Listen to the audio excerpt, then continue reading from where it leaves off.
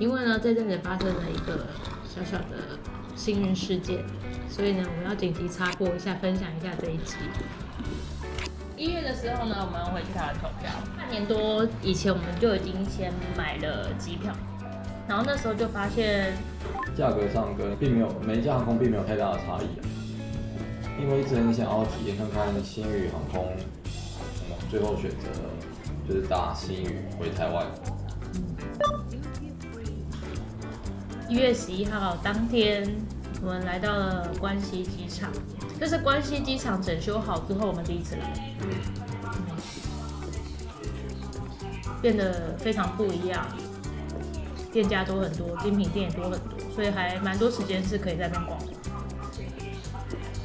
之前排队要排很久的情况也改善了很多，check in 的时间还有过海关、行李检查这些的都没有像之前那么夸张。那你搞不好也是我们因为是星期四的班机，所以人没有那么多。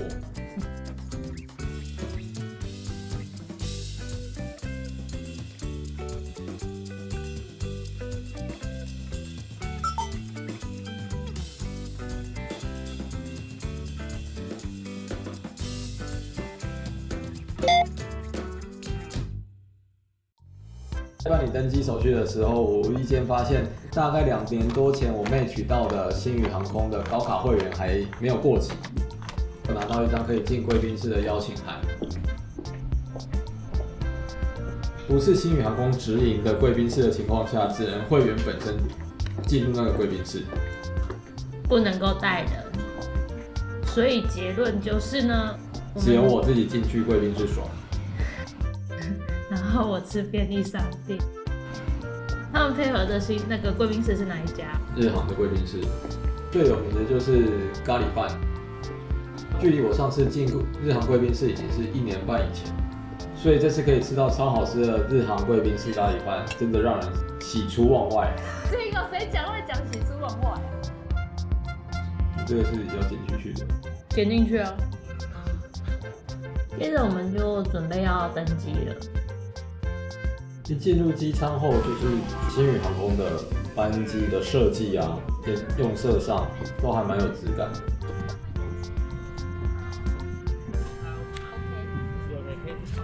好，谢谢。硬体设备啊，不管是椅子或者是座椅前方的荧幕，显色超漂亮的。就是荧幕的触碰反馈感非常好。这朋友说的意思就是，他点了之后反应很好，不会累格就对了。大家比较不会选择礼拜4或礼拜5回台湾的关系，那天登机的乘客非常少。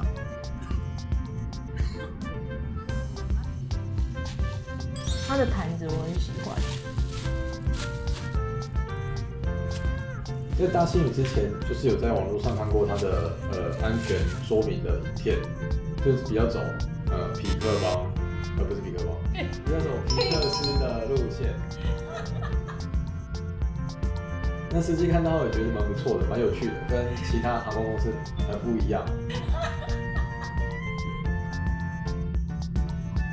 安全须知，它比较特别，它在起飞降落的时候都会要求所有乘客把耳机通了一定要摘掉。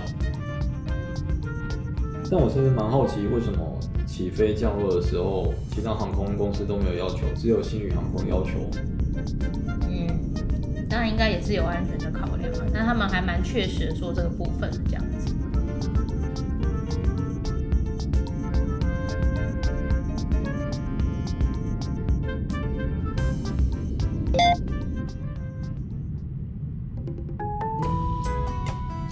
机上娱乐系统的话，它也有蛮多电影啊、音乐啊、影集啊可以看。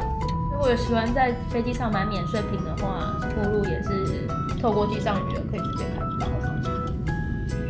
其实它经济舱好像也可以事前选择餐点，就没有刻意选，就想说当下在看有什么吃什么就好。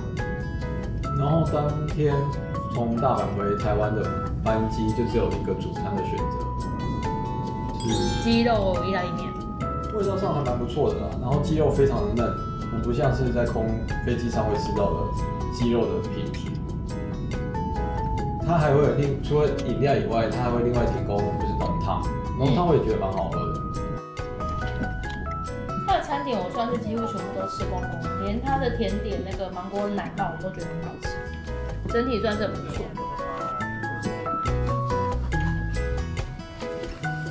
顺利的抵达桃园机场之后呢，我们转搭桃园机捷，然后再转去搭高铁，先前往云林和嘉义和家人吃饭。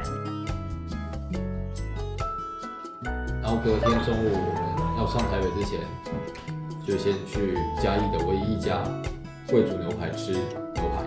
很久没有吃到这样子，就是又有主餐又有附沙拉吧副餐的这样子的牛排馆。其实它选择真的非常多啦，热食、各种前菜、沙拉、水果、汤品，然后各种饮料、点心，还有刨冰、烧仙草、面包等等的，跟牛排馆的玉米浓汤的味道。那个也很久没喝到了。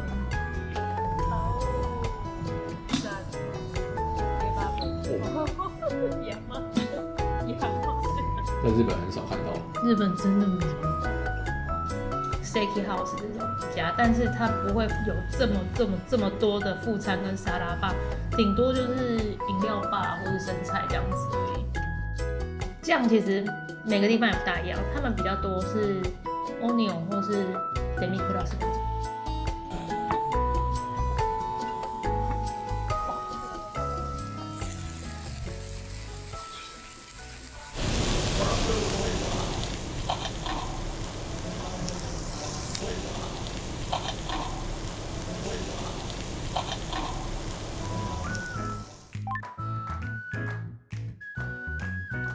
执行完这次主要的任务，投完票之后呢，我们就前往了桃园喜来登饭店入住。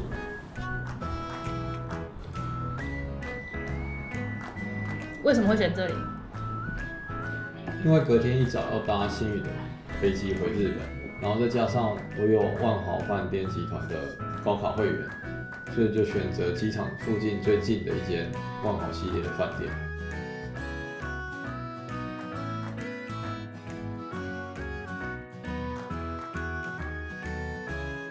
它有机场接送，一定有贵宾室，可以当晚餐吃没有问题的程度。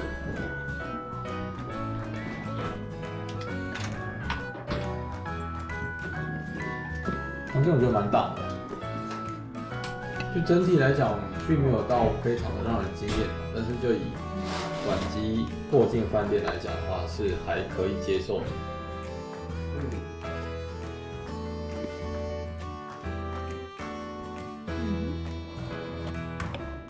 它放很多零食，房间里面就有放一些乖乖，然后花生米糕。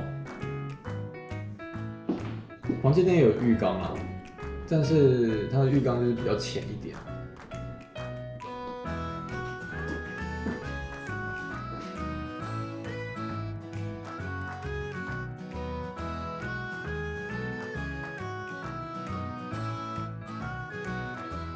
那因为是礼拜六入住嘛，它有做分次，那我们是选择比较后面那个时段去贵宾室。就是它补餐速度比较慢一点，许多就是一进贵宾室的时候，还蛮多菜都是空的，需要稍微等一下。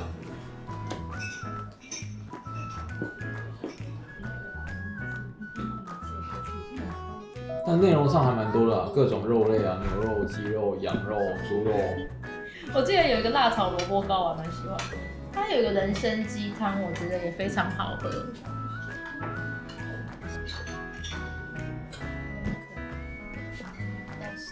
就是专门放饮料的冰箱嘛，然后还有另外一个各种酒精饮料的烈酒的吧台，选择也不少。我们搭着他们的接驳车来到了桃园机场。哦，不愧是大家真的很喜欢出国。那天那么早，机场人好多。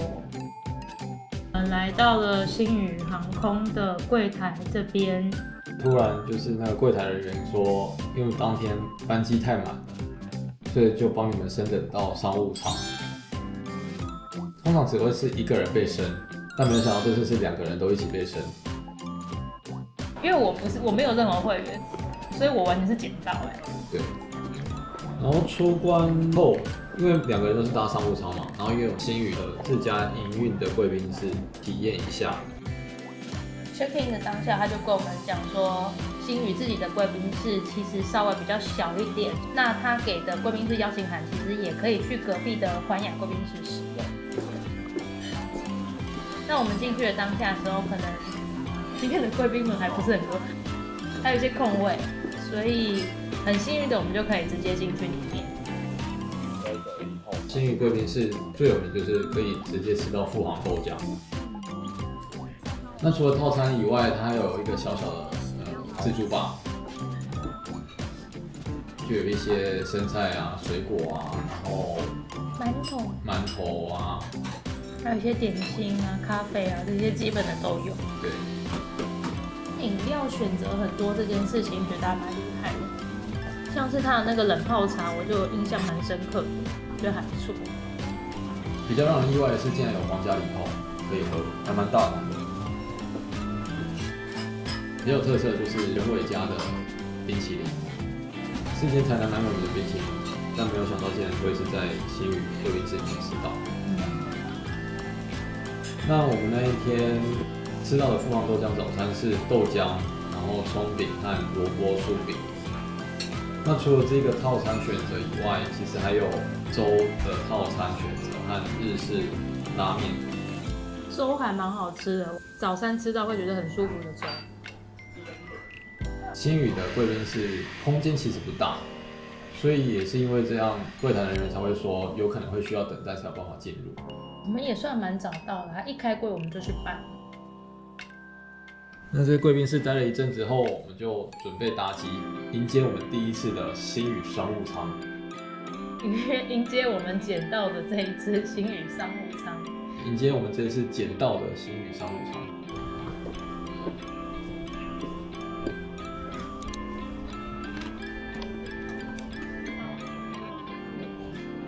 那因为商务舱当然就是优先登机嘛，从一登机进到机舱内之后，印象就非常好。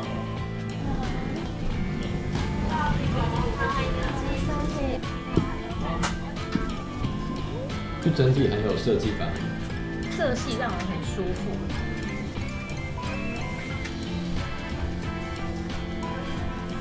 椅子或是一些小小细节、置物空间什么，它的设计真的都很漂亮。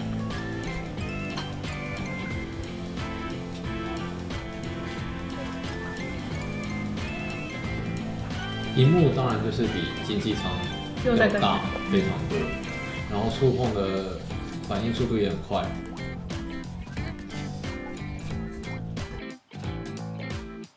搭配的耳机抗噪效果也非常好，一只要戴上去，基本上听不到旁边的人在讲什么。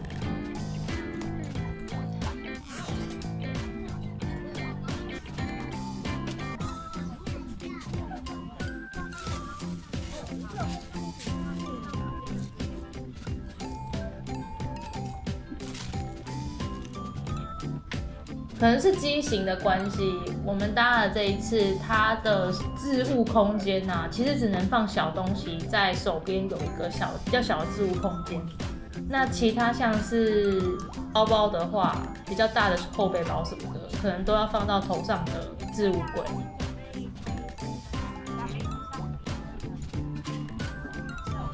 因为班机时间也短，空服人员就马上来询问说你想要吃什么餐点。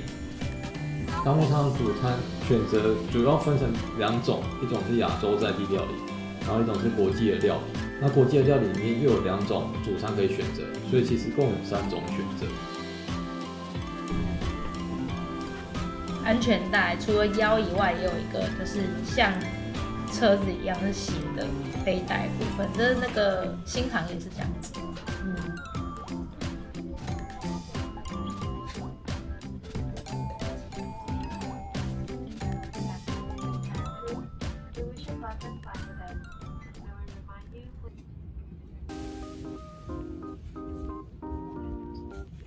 那我这次吃的是亚洲在地料理，主餐是比目鱼甜热烧，还蛮好吃的，口感蛮扎实的，然后它的调味也很到位，加上一些前菜啊、蛤蜊、珍珠菇、味噌汤，说整体来讲都还蛮好吃的。